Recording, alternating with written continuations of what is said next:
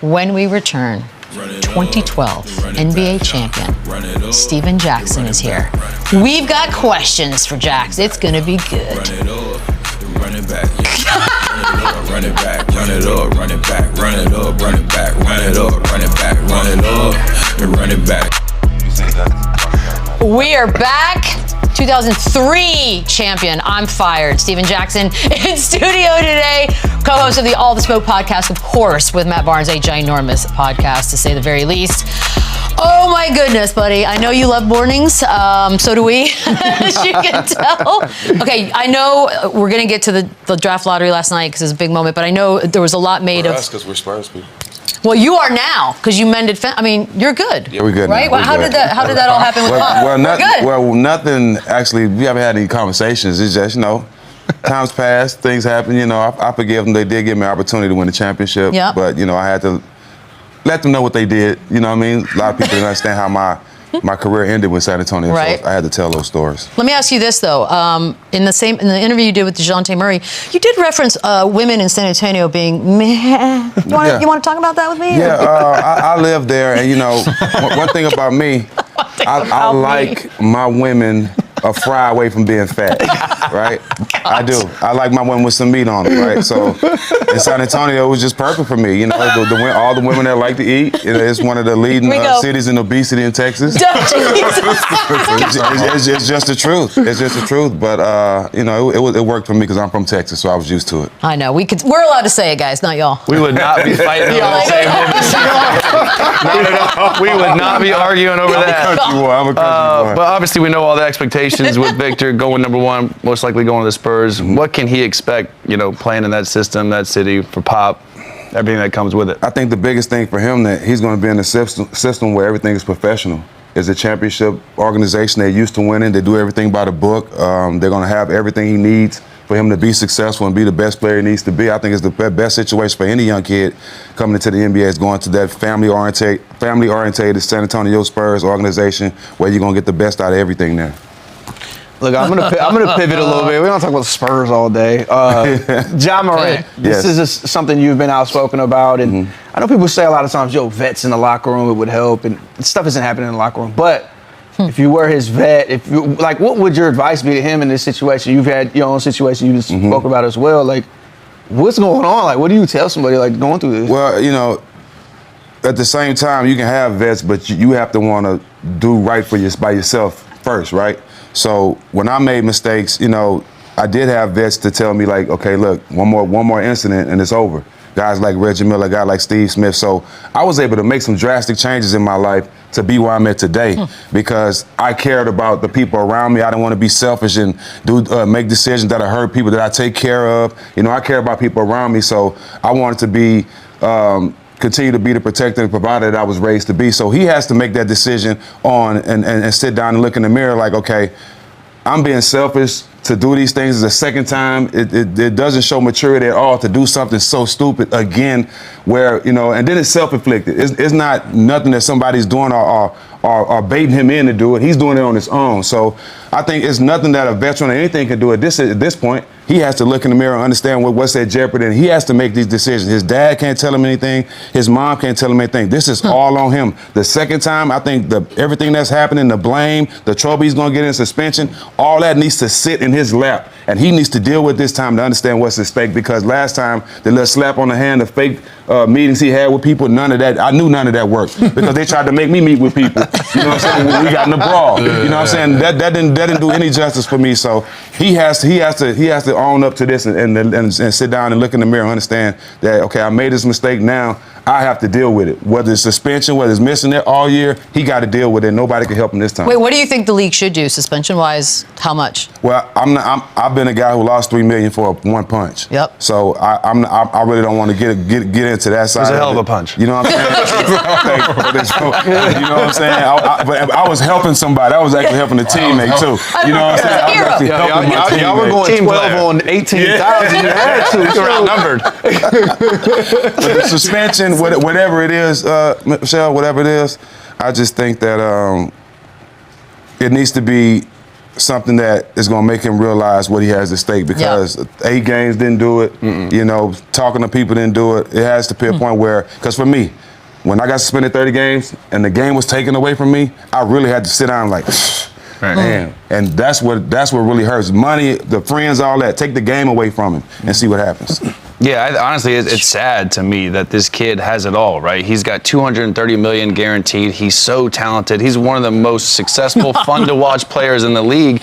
And there's a small window for you to maximize that. And to see him do it the first time and now do the same thing again, like you said, it was self-inflicted. It's not like TMZ got him, right? So this is immature. It's ignorant. It shows his apology really didn't mean much, because he just went. He surrounds himself with horrible people. And I hope he gets better. And I hope, because, I mean, he's great for the league, right? He is so talented. He is fun to watch, but man, you can't. You're a role model. So many kids are watching. You can't put this message out there, right? I have a nephew, bro. I don't mean to cut you off, but I have a nephew.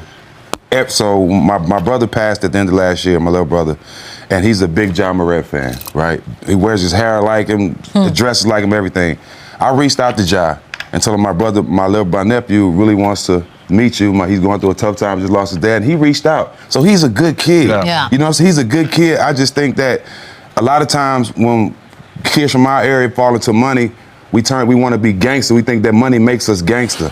And that's totally the opposite. You know, I come from it, and I made it a point for me to try to get away from it, because I know how hard it was being in that life.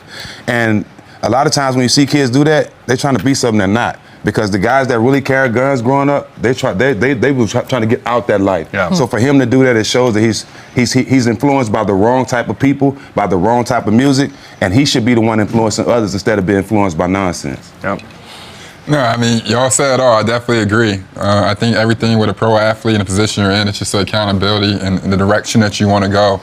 And with Ja, I think, you know, one thing that's occurring is he's going from being, you know, the young, cute puppy kid that everybody loved to, you know, now being a man and, you know, comprehending that he has to take over the organization and franchise and the whole league to really set the tone and slow everything down and be like, yo, this is how we're going to do things now. When he says a quote, everybody says it. When he does a dance, everybody does it. So I think he has to be cognizant of that at all times and be like, yo, I just got to at least do all my dumb stuff inside the crib with no phones. You know what I mean? Right. And make and elevate to a businessman and an icon like he really is. The first time this happened was a lot more favor for him around the league. A lot of guys were saying, "Hey, I get it," you know, this and that. This time it's a lot more of like, "Hey, you fool me once," you know what I mean? But I'm talking to players around the league like, "Yo, you said it earlier. He's a provider. He has too much responsibility. He has Nike, he has the NBA, he has Powerade, he has all these situations that are built on him, including his family and all that stuff. Now everybody's like, all right, dog, like what are we doing now?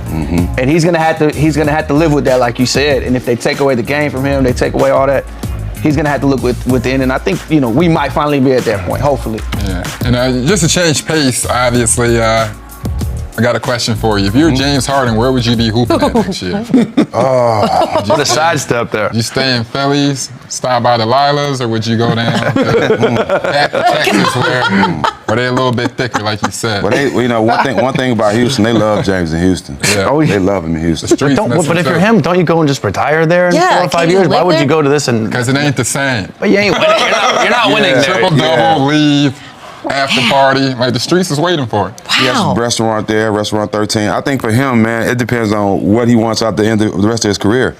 Does he want to run his numbers up and have a good time and build his legacy in Houston? Does he want to stay in Philly and with his guys, Dan Foney and if he comes and Daryl Morey and lose for the rest of his career? Because that's what's going to happen. D'Antoni ain't won nothing. I don't know why they think about bringing him in and bringing them back together. What have they won together? Nothing. I don't know. I don't know why they even think bringing that up. D'Antoni's the only guy that keep getting jobs that ain't won nothing. It hurts me to death, bro. But if he stay in Philly, it's going to really depend on what coach. It's going to really depend on what coach. You know, they blamed everything on Doc, and Doc does have a bad track record of being up 3-1. I can't go against that. But if I was James, I would find a situation where I can be me, but also win. And I think that's definitely not in Houston. It might be in Philly. Who knows where it is? But not Houston. No, he's not not going to win it. Yeah, just retire there. Yeah. That's it. Well, if you want to chill, it's cool. Yeah, go ahead. Yeah. Let's talk about you a little bit. The show with Matt Barnes, All the Smoke, one of the biggest podcasts in the world, one of the big shows. At what point did you two come together and say, hey, let's do this? And when did you know that was the move for you? I think it was just a timing thing. I was doing Fox and ESPN at the time, and Matt was as well. And a lot of the shows, we were doing good and bringing a lot of attention to a lot of the shows. We was like, man, we need to do our own show. And we were just sitting and smoking one day, and we were talking about the show. And his sister said, y'all need to come up with a show, name it All the Smoke. She came up with it. Matt had a great relationship with Ellen Reckerton. She's one of the creators of Red Table Talk. Mm-hmm. She brought us to Showtime with Brian Daly. We pitched the idea.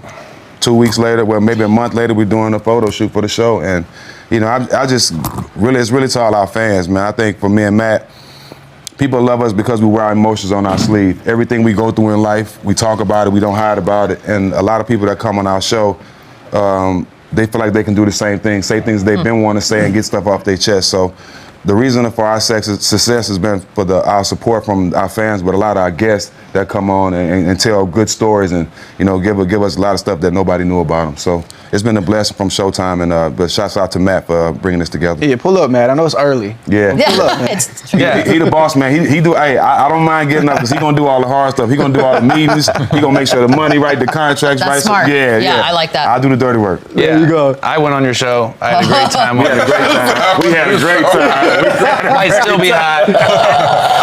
And you gave us the best Kobe story we've had on our show. Thank you. The best Kobe story. That was crazy. That was all facts too. I was not gassing that. But I hope besides so. me, who were you most looking forward to Besides chopping up me. on your show? Because you've had some crazy list of guests. My favorite guests, I have two: Will Smith and Jim Gray. Jim Gray has been like a mentor of mine for the last 5-6 years. He talked about me in his book. And he's somebody who I talk to a lot, even with the boxing space now. I'm learning a lot from him. But Jim Gray has some of the best stories. He's been around so long. Muhammad Ali's first and last interview. He got a lot of great stories of sports, man. And but Will Smith's first interview was right after the Chris Rock. Oh dear. Yep. And also it was when he just dropped the Emancipation movie. It was an excellent movie. Antoine Fuqua. It was a great movie. And just being able to talk to him. And he announced on the show that he's producing my documentary with Westbrook. Sick. Wow. Yeah, so that interview was just great, being able to meet him and to pick his brain. Jax, this has been a pleasure and an honor. All the smoke. I don't even know. I don't need to promote it. It's one of the biggest podcasts out there. It's been great to see you. I know you're busy and you're off. It's been a while. We're going to come back and wrap things up really, really, really quickly when Run It Back returns. Run it up. Yeah, I don't give up. Yeah, I know I'm home. Run it up. Run it back. Run it up. Run it back. Run it up. Run it back. Run it up. Run it back. Run it up. Run it.